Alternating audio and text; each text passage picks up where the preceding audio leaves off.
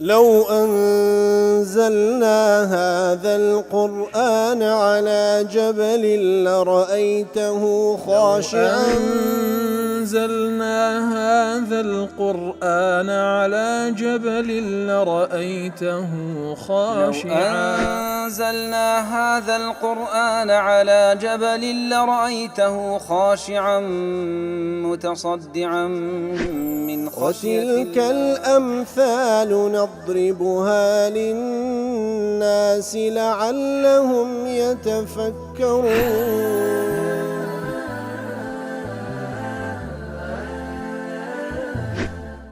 الحمد لله والصلاة والسلام على رسول الله وعلى آله وصحبه ومن والاه.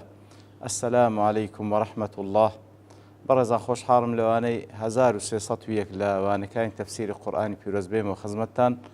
ومن بس رزامندي رب العالمين وهي وادان بأوي آزي السودي لور بقرن. أعوذ بالله من الشيطان الرجيم.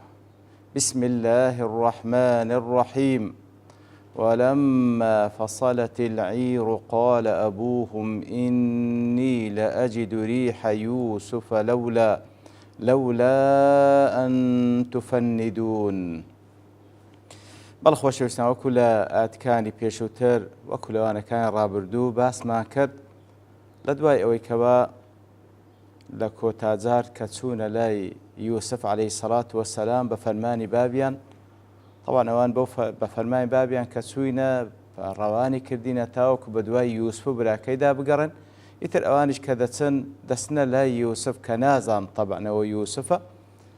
لای ئەو شەکوای حاڵی خۆیان دەکەن کە چەندە لە حاڵەتێکی تەنگانە و ناخۆشی و نەهامەتیدا دەژیان و هەروەها پارە و پولێکی واشیان پێنیە و داواشی لێ دەکەن کەوا کەیل و بارێکی تەواویان پێبەخشی. ئیتر وەکو لەوانەکانی ڕابرد باسمان کرد کاتێکەوە ئەوان ئەوە دەکەنە پێشەچیەک کە دابزانن دەبی یوسف دڵی لە بۆ ئەوان نەرمبی ئەگەر دڵنەرمی نیشاندا ئیترەوە دەبتە پێشەچێک لەوەی کەوە ئینجا داوای لێ بکەن کە ئەوان بە دوای یوسف و هەروەها بنیامێنش کە ئەوان جێڕایتیانەوە. ئیتر لە دوای ئەوەی کە ئەوان وایان گوت وا بوو یوسف عەلەیهی سەڵات وەسەلام دیار هەر بە فەرمانی خوای گەورە سوبحانەهو وتەعالە خۆی لە بۆیان کەشف دەکا. ئیتر لەوێندرێ بەو شێوەی ئەو گفتگۆیە لێوانیان ڕوو دەدا وەکو لەوانەکان ڕابرد باسمان کرد. ئینجا لە دوای ئەوەی کەوا ئەوان داوای لێبردون دەکەن یوسفیش عەلەیهی سەڵات وسەلام دەیان بوری پاشان دەفەرمی ئەو قەمیسەی من ببەنە لای بابم باڵێن نزیککەنەوە لە چاوی بابم بەسەر چاوی بابم دابدەن چاوی ساغ دەبیتەوە ئینجا هەمووتان پێکەوە بە هەموو بنەماڵەوە وەرنە ئێرە.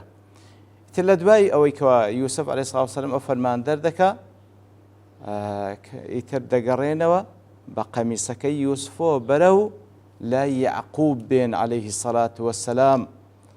لەو حاڵەتەی کەوا هەرکە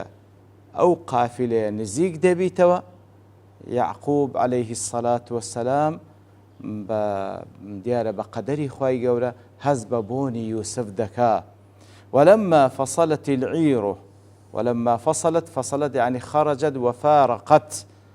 کەواتە کاتێکەوە ئەو قافیلەیە لە دەرچوو لە میسرەوە و میسری بەجێهێشت بەرەو شام هات قال ئەبوهم بابیان کەوا یعقوبە لەوێن دەرێکەوە لە شامە هەر لەو کاتێکەوە قافیلەکە لە میسر دەرچوو بابیان دەڵێ لە بۆ ئەو کەسانی کەوا لە خزمەتی دانیشتینە پێیان دەڵێ ئینی لەئەجیدو ریح یوسف واتە ئینی لەئەشم ڕائحەتە ئیبنی یوسف پێیان دەفەرمی ئەمن بۆنی کوڕم یوسف دەکەم. سبحان الله کەواتە هەر لەو کاتێکەوە قافیلە لە میسر دەردەچی بەرەو شام ئەو قەمیسە یوسفیان پێیە لە جێگای خۆی لە شام بە ئیزنی الله تعالى یعقوب دەڵێ ئەمن بۆنی کوڕم یوسف دەکەم. رازی دەڵێ أوصل الله تعالى إلى يعقوب ريح يوسف عليه السلام عند انقضاء مدة المحنة. دەفەرمی لە دوای ئەوەی کەوا الله تعالى بڕیاری دا کە محنەتەکەی یعقوب کۆتایی پێبێ عەلەیهی سەڵات وەسەلام ئیتر یەک لە سەرەتاکانی کۆتایی هاتنی ئەو میحنەتە ئەوە بوو کە خوای گەورە سوبحانەهو وتەعالە وای کردکەوە بۆنی یوسف بگاتە یعقوب عليه الصلاة والسلام ومجيء وقت الروح والفرح من المكان البعيد لدوروا خوای گەورە وای کرد کەوا بۆنی یوسف بکە کە ئەوەش وەکو سەرەتای لاچوونی ئەو مصیبەتەیە لەسەریان ومنع من وصول خبره إليه مع قرب إحدى البلدتين من الأخرى طول سنوات هذه المحنة بەڵام هەتا وەکو بڕیاری خوای گەورە ئەوە بووکەوە میحنەتەکە بەردەوام بی هەرچەندە ئەو دوو بەلدەیە هەر لە تەنیشتێک بووینە بەڵام خوای گەورە لێ نەدەگەڕا کەوە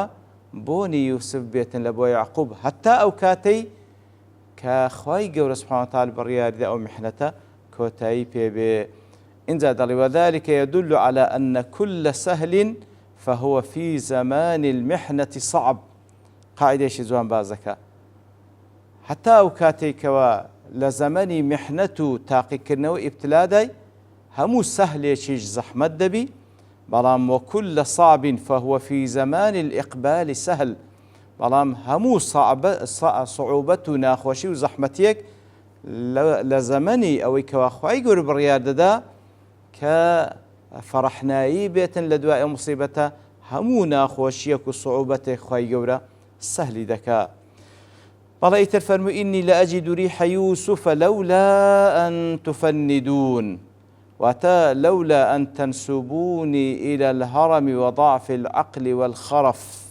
سبحان الله ئەگەر لەبەر ئەوەی نەبی و ئەم بۆنی یوسف دەکەم لەوە دەترسێم کەوا ئەنگۆ بڵێن عقلت خەفیف بووە یاخود خرفای وەکو بە کوردەواری خۆمان دەڵێ حاشاه صلى الله عليه وسلم ئەگەر لەبەر ئەوەی نەبی ئەنگۆ ئەو تۆمەتەم دەنەپاڵی و باوەڕم پێ نەکەن ئەمن وا بۆنی یوسف دەکەم عليه الصلاة والسلام. قالوا تالله إنك لفي ضلالك القديم واتەوانەی کەوا لە خزمەت یعقوب دانیشتینە عليه الصلاة والسلام کاتێکەوە یعقوب عليه الصلاة والسلام ئەو خەبەرەی پێڕاگەیاندن ئەوان چیان پێگوت والله إن تالله إنك لفي ضلالك القديم واتە والله إنك لفي خطئك الذي كنت عليه قديما والله أتو پێی دەڵێن والله ئەتوو هەر لەسەر ئەو هەڵەیەی کەوا پێشترێ لەسەری بووی هەر لەسەر ئەوە بەردەوامی قد ذهبت عنك العلم بحقيقة أمر يوسف وای لێ هاتیە کەوا فعلا حقەتی حاڵەتی یوسف کەوا نەمایە بەڕاستی علمت بۆ حقەتەی نیەتو ومن أجل ذلك تطمع في رجوعه إليك لێ هێشتا چاودەیەکەوە یوسف بگەڕێتەوە تر بە تەسەووری ئەوان بەتصەوری ئەوان واتە هەموو ئەوانە لە ئەهل و بنەماڵەکە غەیری یعقوب عليه الصلاة والسلام هەموو تەوەقعیان وابوو کەوا یوسف نەمایە خلاص کۆتایی پێهاتیە ئیتر کاتێک ئەو دەڵێ ئەویستان وا بۆنی یوسف دەکەم دەڵێن ئێستا و هێشتا لەسەر فکرە کۆنەکە و قەدیمەکەی خۆتی هێشتا وا تەوەقع دەکەی یوسف مابی بەڕاستی جا سوێن دەخۆن بە ئەڵڵا تەعالە ئەتوو هەر لەسەر ئەو هەڵەیەی قەدیمی کەوا وا تەسەوڕ دەکەی يوسف مابي. ابن عاشور دەڵێ کاتێکەوە عندن تالله إنك لفي ضلالك القديم ئەوانە چێنە هم الحاضرون من أهلي ئەوانی کەوا لە ئەهل و بنەماڵەکەی خۆی لەوێن دەرێ لە لای ئامادە بوون ولم يسبق ذكرهم پێشترێ باسی ئەوان نەکرێت تەنها لێرە باسییان دەکرێت لظهور المراد منهم لەبرۆ لێرەدا بەبەستەوەی کەوا ئەوانەی کە لەوێ موجود بوون چ وەڵامێکیان هەیە چه هەڵسەنگاندنێکیان هەیە لە بۆ قسەی یعقوب بەڵام ئەوانە وەلەیسوا ئەبناءه لأنهم كانوا سائرين في طريقهم إليه ئەو کوڕەکانی خۆی نینەوە دەڵێن کوڕەکانی خۆی لەو قافلەیە کەوا لە مەسەر بەڕێکەتینە بەرەو شام دێن. فلما أن جاء البشير ألقاه على وجهه فارتد بصيرا. فلما أن جاء يعقوب ولده المبشر برسالة يوسف كاتكوا طبعا يقل كركان كاتك هاد أويان كوا مجدي بيبو بو بام يوسف لبو بابي عليه الصلاة والسلام ألقى قميص يوسف على وجه يعقوب قميص كي يوسفي بسرد مساوي يعقوب لسرد مساوي يعقوب دانا عليه الصلاة والسلام فعاد مبصرا بعينيه كما كان. سبحان الله. هرك قميصك يوسف قيشت سرتسا وكان يعقوب عليه الصلاة والسلام عاد مبصرا بعينيه كما كان. تساوكاني بيناي لو قراوة هر وكو بيشوتر بقاعدة عجلوا إليه بشيرا كواتا أو قافلة كهات أو كقميصك يوسف بيبو عليه الصلاة والسلام أو ببيشيان كوت وكو مجدزو بقات العبابي فأسرع بعد خروج العير من مصر إلى الشام ولذلك عبر بإلقاء بالفاء فيه فلما ديار فاءك فاء التعقيبية واتا أو قافلة كبري كوتن أو كوا قميصك يوسف بيبو أو ببيشيان كوت واتا ببي قافلة كان أروي بلكو أو ببيش كوتو زوتر بقاتا باب يعني يعقوب عليه الصلاة والسلام لهرك جيشتش قميصكي جيان دتسا وكان يعقوب عليه الصلاة والسلام. قاسمي دل فيه دلالة على جواز التبشير ببشائر الدنيا واستحبابه أو آتا كاتك وأخوي قرد فرمي البشير فلما أن جاء البشير كواتا أويك وقميصك بيب مجدي بيدا بيعقوب عليه الصلاة والسلام يتردل أو آتا بلغيت دا لسرويك جائزة إنسان مزجيني بدا بخوشيكاني دنياو وهلوها شتيشي مستحبشة وجواز السرور بحصول النعم الحاصلة في الدنيا جائزة إنسان دل خوشي در ببري بدسهناني خوشيكاني دنيا